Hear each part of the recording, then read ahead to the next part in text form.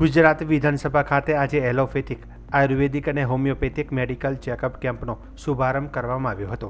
ગુજરાત વિધાનસભાના અધ્યક્ષ શંકરભાઈ ચૌધરી અને આરોગ્ય મંત્રી ઋષિકેશભાઈ પટેલના હસ્તે આ કેમ્પને ખુલ્લો મૂકવામાં આવ્યો હતો.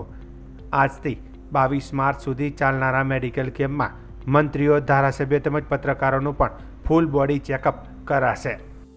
પ્રિવેન્ટિવ હેલ્થ માટેનું કામ એટલું જ અગત્યનું છે.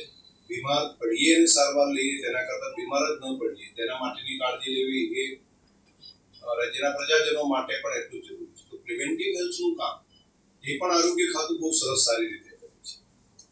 એ તેમના પીએચસી સેન્ટર હોય ત્યારથી કરીને નાના સેન્ટર હોય ત્યાં સુધીની જાગૃતતાનું કામ, એમાં જીવનની રહેણી કહેણી, ફૂડ હેબિટ, લિવિંગ હેબિટ, આ બધામાં નાના નાના જો ફેરફાર કરે તો બહુ મોટું પરિણામ મળી શકે.